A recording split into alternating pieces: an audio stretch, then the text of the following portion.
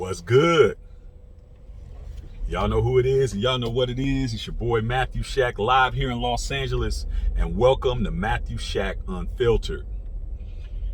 Yesterday's game, man, NBA playoffs, first round of the Eastern Conference Finals was awesome. It's off the hook. The Celtics had it in the bag for a quick second, man, but hey, you took your foot off the gas, and Jamie Foxx, aka Jimmy Buckets, you know what I'm saying, Jimmy Butler, he started lighting their asses up.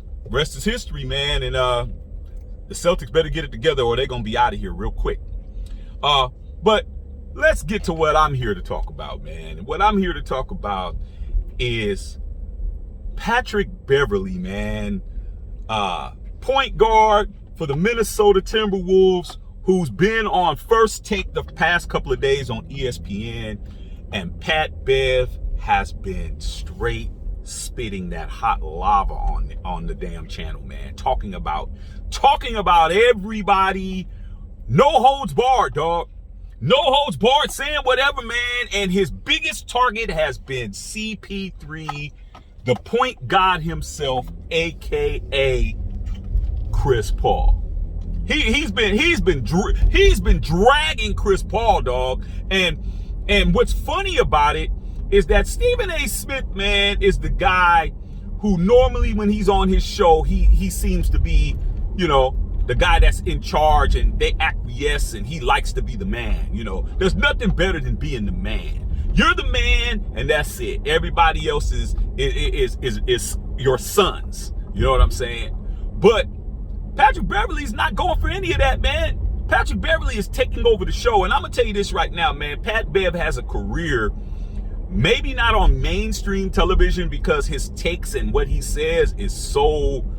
He ain't thinking about nobody, dog. He gives 0 Fs, as I like to say, okay? But he's definitely need to have a podcast. He definitely needs to have a platform where he can go in, man, because he is a member of that NBA fraternity, and he knows where all the bodies buried. He knows a lot of stuff, man, but there was a lot of things he said that pissed a lot of people off, dog. And let's start at the top.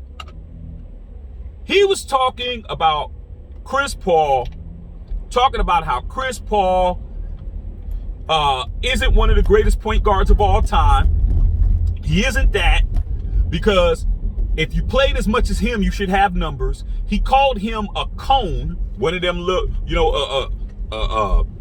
what they call a pylon.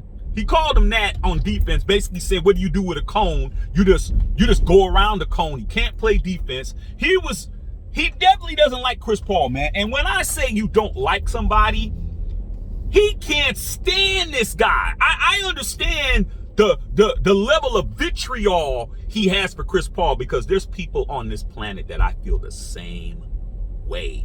I wouldn't piss on you if you was on fire. I wouldn't stop if your car was on the side of the road and your kids wasn't there. Now, if your kids was there, I'd stop. If your wife was there, I'd stop. But if it was you, and it was pouring rain, and you was changing the tire, and I saw it you, I'd do this. Honk the horn and what's up? Honk the horn and say, what's up, dog? Hey, man, good to see you. And drive by. Wouldn't even help you. Chris Paul and Patrick Beverley, hey, man, they don't like each other, dog. But I really know that Chris Paul doesn't have the same amount of vitriol that he has for Pat Bev. But let me get back to my point. Kevin Durant, man, got tired of all the slander, man, and put on Twitter. This guy thinks he's Pop. Basically, use a Kanye West line. He thinking he's Pop. He need to stop. And that's the issue, because you got, without question, one of the greatest players of all time dragging you. Now, the history between those two, man, they used to play on the same team when they were out here playing for the Clippers. But if you remember last season, when Patrick Beverley pushed Chris Paul, remember when Chris Paul walked past him when they played in the playoffs last year, when he walked past Chris Paul and Chris Paul said something to him, and Patrick Beverley went and pushed him from behind, pushed him in the back when he wasn't looking. Patrick Beverley from Chicago, man. He's from the Chi, dog. He's still hood. Even though he's making millions and millions of dollars, he's still hood. But, hey, man, you got to play this guy. He basically said he wants all the smoke, and that's what Pat Bear plays. He plays with a chip on his shoulder. You know, he injured, you know, whether it was malicious or not, he injured Russell Westbrook with his knee when he took the ball from him. Remember, Russell Westbrook got hurt, you know, with that situation. He feuds with everybody. He's a guy that's not trying to be friends with everybody. He don't give a damn. But Kevin Durant came out and said something after Matt Barnes came on and said that he wasn't about that life. Matt Barnes said, hey, man, who played with him too. He said, hey, Bev, you out of pocket. You're a role player. We're role players. You're talking about a legend and you're a role player. Okay? Role players need to play their role. He said something about it.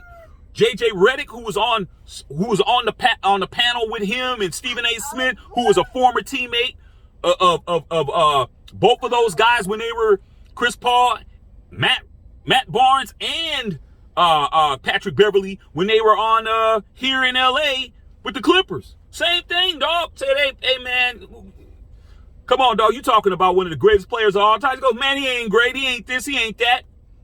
All I'm saying is this, man. If you don't like somebody, you don't like them.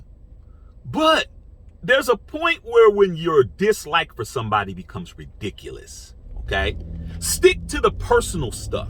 And then he also said some things that he shouldn't have said on there. He said, I'm not going to name names, and then he names Paul George's name and some stuff. It's like, man, you can't be loose lips, sink ships, dog. You can't just be like, okay, I'm just going to say whatever the hell I want to say on TV. It's one thing to do it in the locker room. It's another thing to do it on the TV. But Patrick Beverley, man, I'm enjoying seeing him, dog. I'm enjoying this because we're getting information we're not supposed to get, dog. And nobody's muzzling this guy at all, okay? Not muzzling him, and he's going to continue to get out there and say what he needs to say. But I'm enjoying it. I hope it continues, man, but you still got to get on that basketball court and play, man. And that fraternity, they're not going to forget that you're out there letting the cat out of the bag. All right, man, love all y'all out there, man. Match Check Filter.